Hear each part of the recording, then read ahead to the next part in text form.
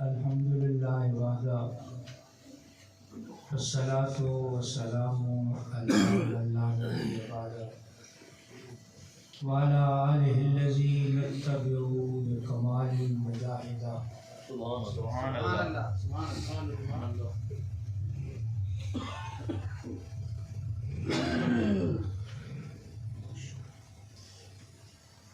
اما بعد اعوذ باللہ من الشیطان الرجیم بسم اللہ الرحمن الرحیم ویوم نحشر الرحمن وحدا. سبحان اللہ. قال اللہ تعالی فی مقام آخر ان المتقین فی مقام امین. سبحان اللہ. صدق اللہ العظیم.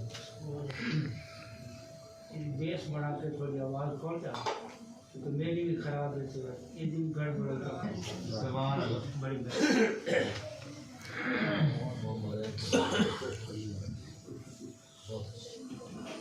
عزت ماں پیر طریقت رہ کر شریعت میر مجلس سبحان اللہ. حضرت علامہ پروفیسر ڈاکٹر ساجد محمود نظامی صاحب زید مجدور سبحان اللہ.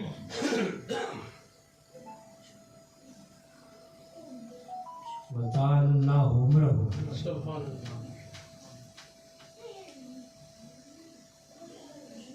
لا زال شمس فیضہ ابدا. ماشاء اللہ. سبحان اللہ. سبحان اللہ. کیا بات. محترم المقام عزت مآب حضرت علامہ محمد ضیاء اللہ صاحب بہروی مدد اللہ الاقدس. سبحان.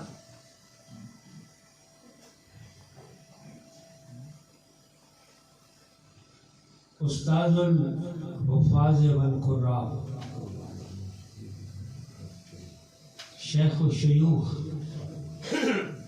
الشیخ علامہ القاری خضر ذیشان صاحب ماشاء اللہ.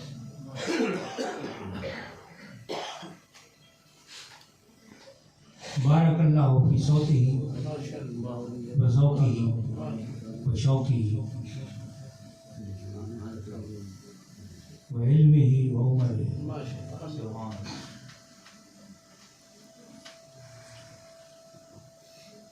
حضرت علامہ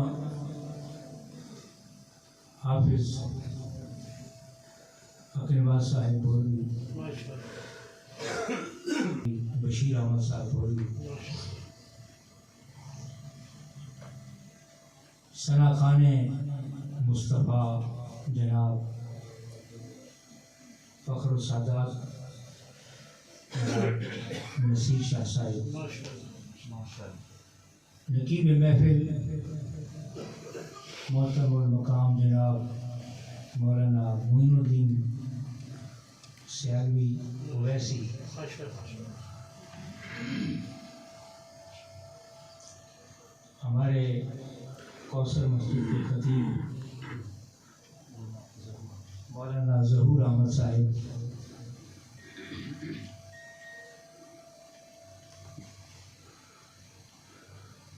مدد اللہ علیہ. محترم المقام جناب حاجی احمد رضا صاحب عزیزم ارسلان صاحب دیگر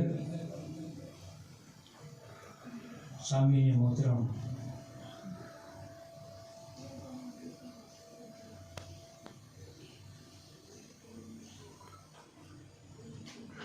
یونس صاحب اور حاجی اسحاق صاحب الحاج یونس صاحب الحاج اسحاق صاحب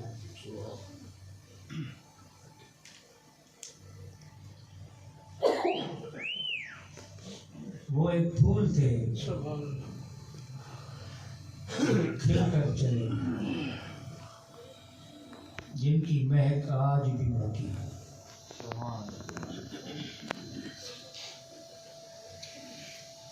اخلاق کے پیکر، فطرت انسان سے مزین،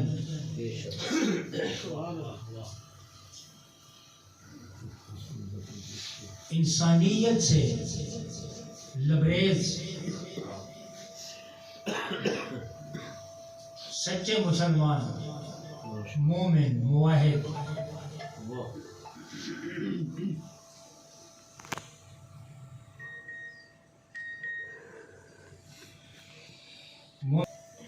جو آیت کریمہ میں نے تلاوت کی ہے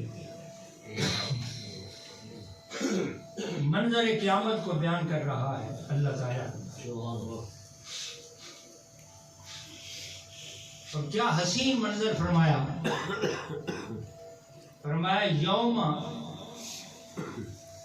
نحشر المتقین الی الرحمن وفدا۔ قیامت کا منظر یوں ہوگا کہ جو مومنین اور متقین ہوں گے یہ رحمان کی طرف خاص مہمان بن کر جائیں گے۔ حشر کے دن بھی، قیامت کی ہولناک کیفیت میں بھی، جب مومن بارگاہ رحمان میں پہنچیں گے تو پورے پروٹوکول کے ساتھ چیف گیسٹ بن کر جائیں گے، مہمان خاص بن کر جائیں گے، وفدا، خاص مہمان بن کر۔ اور کیا ہی اللہ کا کلام ہے، اس کے اندر کیا ہی حکمتیں ہیں۔ اللہ نہیں فرمایا نحشر المتقین الی اللہ، الی الخالق، الی المالک، الی رب العالمین، کوئی اور بھی اپنا ذاتی نام 99 صفاتی ناموں میں سے انتخاب کیا جا سکتا تھا، مگر خالق نے اپنا وہ رحمان کا خاص نام ذکر فرمایا جس کے اندر رحمت کا اتنا غلوب ہے، رحمت کا اتنا مبالغہ ہے، اتنی رحمت کی کثرت ہے کہ یہ رحمان مخلوق میں کسی کا نام ہو ہی نہیں سکتا،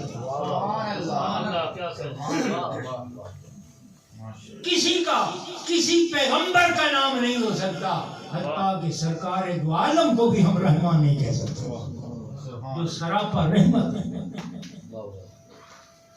اس رحمان کے اندر اتنا مبالغہ ہے، تو خالق کائنات نے رحمان کہہ کر مومنین کے وفد کا استقبال کرنا کیوں چاہا اور اپنی صفت رحمان کا ذکر کیوں کیا ہے؟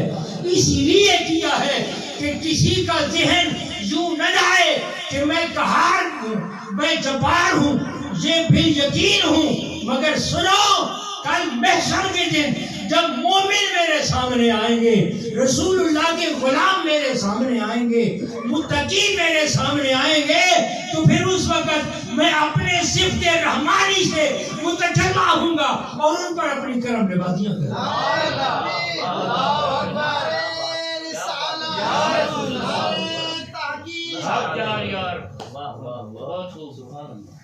اسی لیے فرمایا یوم نحشر المتقین الی الرحمن وفدا۔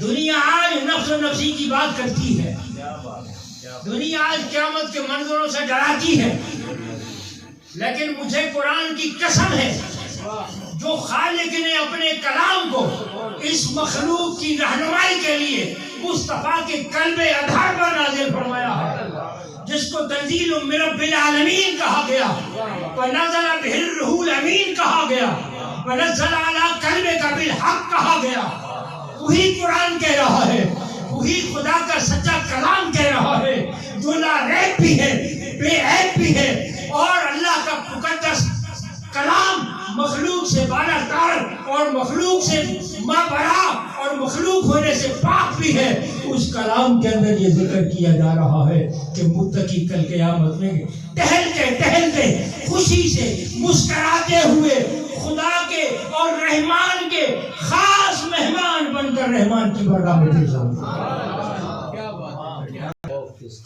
بلکہ حدیث میں ہے اللہ کے محبوب نے فرمایا کل قیامت میں اللہ کے خاص بندے کچھ ایسے بھی ہوں گے جو محشر کے دن صوفوں میں بیٹھ کر حشر کا نظارہ کریں گے، صوفوں میں بیٹھے ہوئے ہوں گے، وی آئی پی جگہ پر بیٹھے ہوں گے اور قیامت کا نظارہ کریں گے۔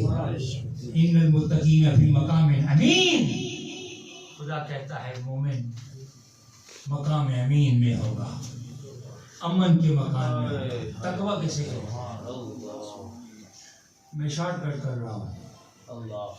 تقوی کسے کہتے ہیں؟ تقوی کہتے ہیں رسول اللہ صلی اللہ علیہ وسلم کی اداؤں کو۔ کسی نے کہا عمل کرنے، عوامر پر عمل کرے تو تقوی ہے، کسی نے کہا منہیات سے بچ جائے تو تقوی ہے، کسی نے کہا دونوں پہ عمل ہو تو تقوی ہے۔ جو بھی ہو سنت مصطفیٰ تقویٰ ہے، اور اللہ کے محبوب کی ہر ادا فطرت انسان کے مطابق، فطرت انسان کے مطابق۔ وقت نہیں کہ میں اس کو کھولوں، لیکن اتنی بات چشتیوں کے مہمان، چشتیوں کے سرخیل ہیں۔ اگر میں منطق کی بات کروں تو شاہ سوار منطق بیٹھے ہیں، اگر میں فلسفہ کی بات کروں تو فلسفہ کے سرتاج بیٹھے ہیں، اگر میں علم حدیث اور علم کلام کی بات کروں تو آسمان علم و ادب کے نیر تعمیر بیٹھے ہوئے ہیں۔ اسی لیے میں ان عقدوں کو کھول نہیں سکتا کہ ملا دیکھا نہ فارسیاں بھول گئی ہیں۔ اہل علم جہاں ہوتے ہیں تو پھر ہم جیسوں کی زبانیں بند ہو جاتی ہیں۔ میں اکتساب فیض کرتے ہوئے یہی بات عرض کر رہا ہوں کہ حضور کی ادا کیا ہے، اللہ کے رسول کی ادا کیا ہے۔ اللہ کے رسول نے جو کام کیا ہے وہ اللہ کی منشا کے مطابق کیا۔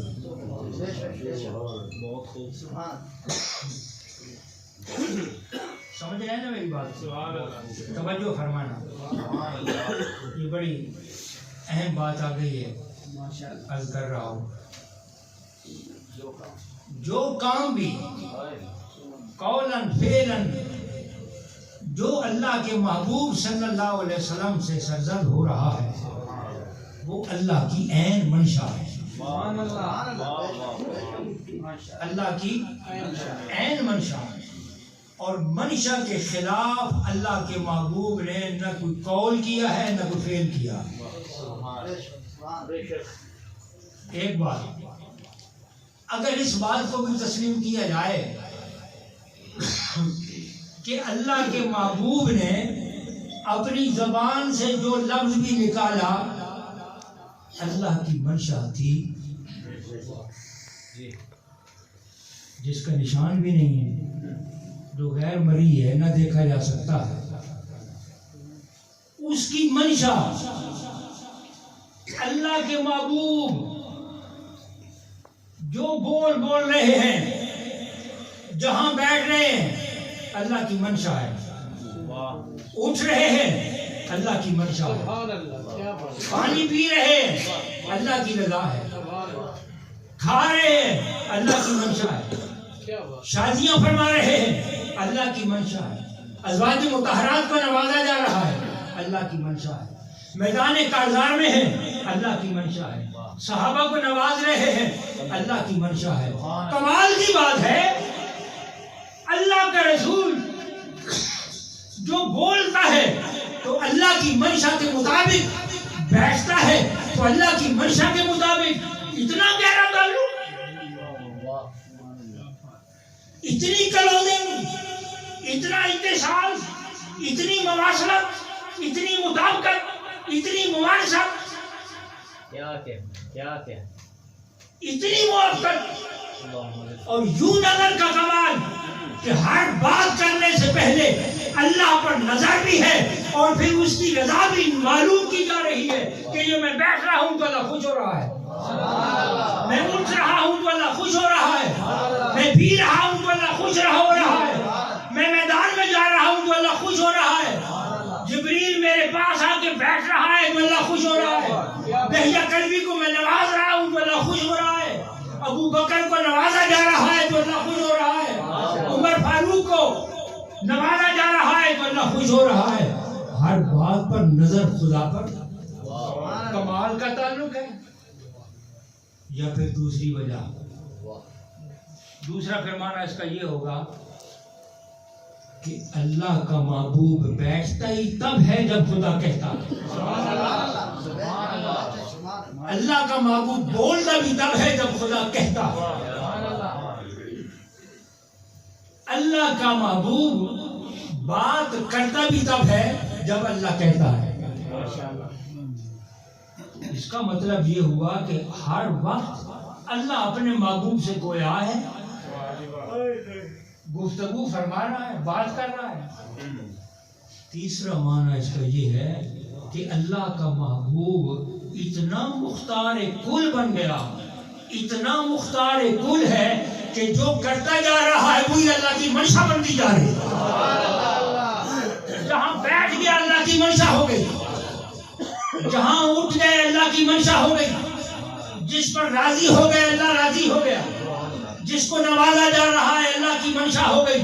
اتنا اختیار کل، اتنا اختیار، اتنا اتصال اور اتنا محبوب پر اللہ کا کرم کہ محبوب تو جو کہتا جا، بولتا جا، کرتا جا، وہی میری رضا بنتی جائے گی.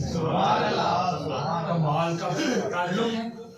دونوں صورتوں، تینوں صورتوں کو اگر دیکھا جائے تو اللہ اور اللہ کے رسول کا کتنا گہرا تعلق. لگتا ہے کہ ایک لمحہ کے لیے بھی نہ اللہ رسول سے جدا ہے نہ رسول اللہ سے جدا نہیں. ایک لمحہ کے لیے بھی جدا ہے. ایک لمحہ کے لیے بھی. میں ایک مثال دیتا ہوں. سیدنا ابو بکر صدیق غار ثور میں جب پہنچے، غار ثور میں جب پہنچے غار صاف ہو گئی. سن رہے ہیں؟ سمجھ آ رہی ہے؟ آواز تھوڑی سی کھول دیں.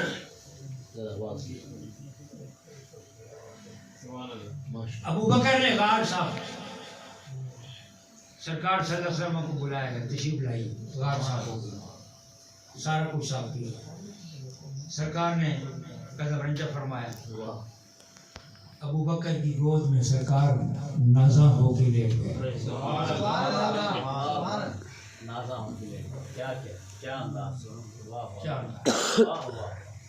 جب لیٹ گئے ابو بکر صدیق کو پیاس تو لگی ہوئی تھی.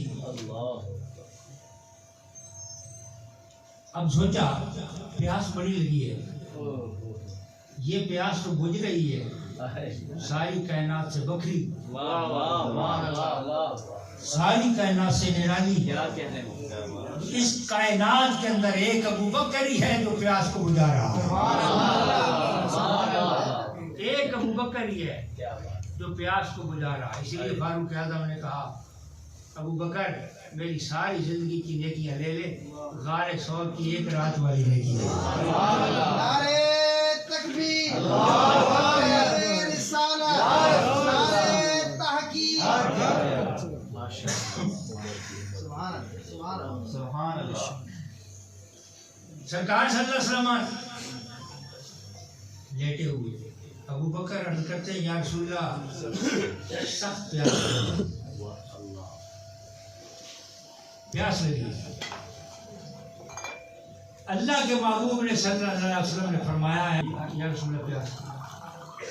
فرمایا اذهب الا صدر الغار، سبحان اللہ. غار کے درمیان. بڑی مہربانی. نعرہ تکبیر، نعرہ رسالت، عظمت مصطفیٰ. غار کے درمیان میں چلا جا پانی پیے. ابو بکر صدیق بلا تأمل چل پڑے. غار صاف کی ہے، پانی موجود نہیں تھا، لیکن چل پڑے. سرکار نے جو فرمایا. سبحان اللہ. جب غار کے درمیان میں پہنچے تو نہر چل گئی، چشمہ جاری تھا، پانی پی لیا، خوب ہو کر پیا. جب پانی پی کر واپس تشریف لائے تو سرکار صلی اللہ علیہ وسلم نے فرمایا، اب معلوم تو تھا نا سرکار، میں کائنات کے مالک و مختار کی بات کر رہا ہوں. کائنات کے مالک و مختار، کائنات کے مالک و مختار. فرمایا کیف وجدت یا ابا بکر، ابو بکر جو پانی پیا ہے اس کو کیسا پایا ہے؟ ابو بکر صدیق نے عرض کی، یا رسول اللہ وجدت احلی من العسل، میں نے وہ پانی تو مکھی سے زیادہ میٹھا پایا ہے. ابیض من اللبن، دودھ سے زیادہ سفید پایا ہے. ابرد من الثلج، میں نے برف سے زیادہ ٹھنڈا پایا ہے. اور رائحۃ من المسک، میں نے کستوری سے زیادہ خوشبودار پایا. نعرہ تکبیر، نعرہ رسالت. یا رسول اللہ میں نے وہ پانی جو آپ کے حکم سے پیا گیا، وہ پانی ماکھی سے زیادہ میٹھا، برف سے زیادہ ٹھنڈا، دودھ سے زیادہ سفید، ماکھی سے زیادہ میٹھا اور کستوری سے زیادہ خوشبودار. آپ نے فرمایا ابو بکر تجھے پتہ ہے یہ پانی کہاں سے آیا؟ یہ پانی کہاں سے آیا؟ ابو بکر نے عرض کی، یا رسول اللہ آپ تو مالک و مختار، آپ ہی جانتے ہیں اللہ کے تمام خزانوں کے آپ مالک ہیں، تمام خزانوں کے مالک. اللہ و رسول عالم، اللہ جانے، اللہ کا رسول جانے. فرمایا ابو بکر جب تو نے کہا مجھے پیاس لگی ہے، میرے رب نے تیری بات سن لی. ان اللہ امر الموکل بانہار الجنت اخرج نہرا من جنت الفردوس الى صدر الغار. جب تو نے کہا مجھے پیاس لگی ہے تو رب العالمین نے اس فرشتے اور موکل کو کہا جو جنت الفردوس کی اعلیٰ ترین نہر پر مقرر تھا، موکل تھا، اس کو حکم فرمایا کہ میرے یار کے یار کو پیاس لگی ہے، جنت الفردوس کی نہر کا رخ موڑ کے غار صوف کی طرف. نعرہ تکبیر، نعرہ رسالت، تاجدار ختم نبوت. کیا بات، کیا بات. پیاس لگی ہے، ہم نے کائنات بنائی کس لیے ہے؟ لوگ کہتے ہیں فلاں شے کا علم تھا، فلاں کا نہیں تھا، فلاں کا اختیار تھا، فلاں کا نہیں تھا. میں نے کہا بولو او کملیوں، اللہ نے یہ خزانے بنائے کیوں ہیں؟ اگر وہ سارے اپنے لیے سنبھال کے رکھتا ہے تو پھر کس لیے رکھتا ہے؟ کس کے لیے سنبھال کے رکھے گا؟ خزانے کیوں سنبھال کے رکھے گا؟ کوئی دوسرا اس کا اور آئے گا جس کو وہ دے گا،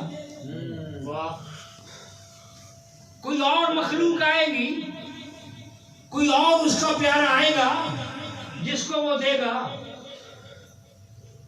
میرا رب تو وہ ہے جس نے اپنے دشمنوں کو بھی چڑھتے سے غروب ہونے تک کی حکومت عطا کر دی. کیا نمرود بادشاہ نہیں تھا؟ کیا جو ہے یہ فرعون اس کی حکومت نہیں تھی؟ ہتھیلی پہ سرسوں کے پودے نہیں پیدا کر لیتا تھا. کل دجال آئے گا, وہ اپنے ہاتھوں میں سرسوں نہیں پیدا کرے گا, بندے کو تلوار مارے گا, 2 ٹکڑے کرے گا, پھر اس کو ملا کر کہے گا اٹھ جاگ, اور پھر کچھ مجھے مان کہ میں خدا ہوں. یہ تو سرکار دو عالم کا کرم ہے کہ وہ پھر بھی کہے گا کوئی جھوٹا تو ہے ہی جھوٹا. مجھے پتہ چل گیا ہے, میرے غیب دان نبی نے یہ بتا دیا تھا پہلے کہ 2 ٹکڑے کر کے ملائے گا اور پھر بھی اپنے خدا ہونے کا دعویٰ کرے گا, اس لیے مجھے پتا ہے کہ تو جھوٹا ہے. غار سور کی طرف مڑ گیا.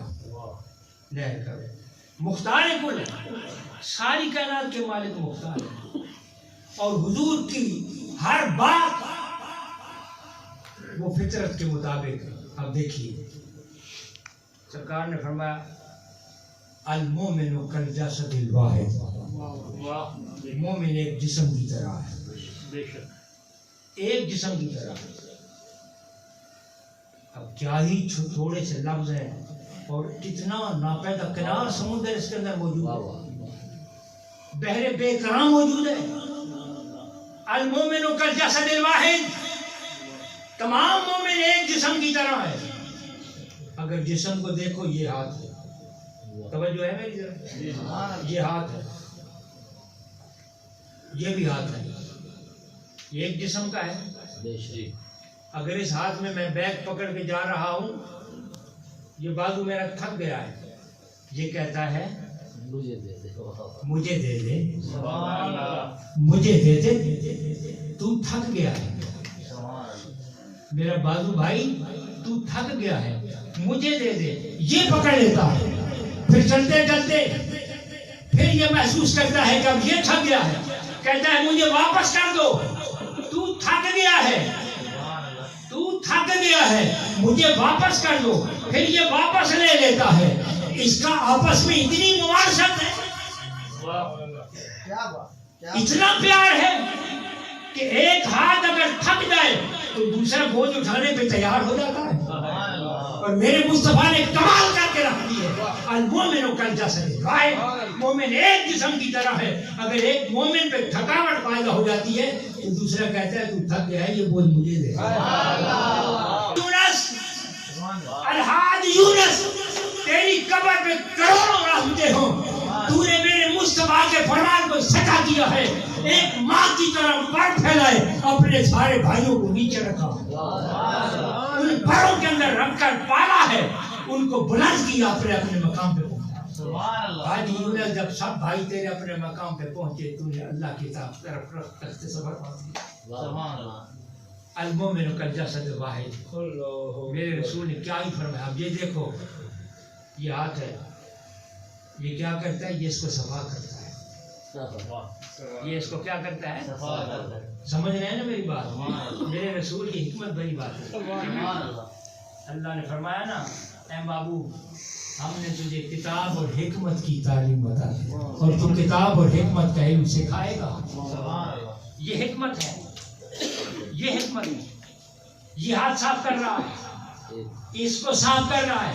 جب یہ صاف ہو جاتا ہے, یہ کہتا ہے میں تجھے صاف کر دوں, یہ پھر اس کو صاف کر. ارے بھائی بھائی کو صاف کرتا ہے, بھائی بھائی کی مدد کرتا ہے. ایک بھائی کو تکلیف ہوتی ہے تو دوسروں کو تکلیف ہو جاتی ہے. اخوت سے کیسے ہے, چھپے کانٹا جو کابل میں, تو ہندوستان کا ہر پیر و جوان پیدا ہو جاتا ہے. یہ اخوت ہے, یہ بھائی چارہ ہے. میرے رسول نے فَأَصْبَحْتُمْ بِنِعْمَتِي إِخْوَانًا وَكُنْتُمْ عَلَى شَفَا حُفْرَةٍ مِّنَ النَّارِ فَأَنْقَذَكُم مِّنْهَا. تم تو آگ کے گڑھے کے کنارے پر تھے, میرے رسول کے آنے کی برکت یہ ہے کہ تم سے سارے وہ تعصب, وہ خونریزیوں کا معاملہ نکال دیا ہے, اور تمہیں بھائی بھائی بنا دیا, محبت کا پودا پیدا کر دیا. وَنَحْشُرُ الْمُتَّقِينَ إِلَى الرَّحْمَٰنِ وَفْدًا. میرے رسول کا حرگاہ. ابن قاری فضل علی شان صاحب کہہ رہے تھے کہ خطاب کر رہے ہیں, میں نے کہا 10 سے 15 منٹ میرا اشرا ہو گیا. اللہ تعالیٰ میرا قبول فرمائے. الحاج یونس صاحب, الحاج اسحاق صاحب کے درجات بلند. ظن غالب مومن کا یہی ہوتا ہے, اور اللہ کے معبود کا ارشاد ہے جب مومن کی کثرت زن غالب کا اعلان کر دے اللہ وہی کرتا ہے. اگر بندے کہیں یہ بندہ اچھا تھا اچھا ہے، اللہ کہتے ہیں تم گواہ ہو جاؤ میں نے اسے بخش دیا. یا اللہ کیوں بخشا؟ یہ تو گناہگار تھا. فرمایا یہ تو میرے بندے جو کہہ رہے ہیں یہ اچھا ہے. اگر یہ اچھا کہہ رہے ہیں تو پھر اچھا ہے. مشکاہ شریف کی حدیث ہے، اللہ کے محبوب صلی اللہ علیہ وسلم سے صحابہ کرام نے عرض کی یا رسول اللہ آپ نے فرمایا کہ اللہ کی بارگاہ میں جو اچھا ہوگا وہ کامیاب ہوگا، تو ہمیں کیا معلوم کہ ہم اچھے ہیں یا برے ہیں؟ آپ نے فرمایا جب تیرا پڑوسی تجھے اچھا کہے تو اچھا. پڑوسی اچھا کہے اچھا ہے، جب پڑوسی تجھے برا کہے تو پھر تو برا ہے.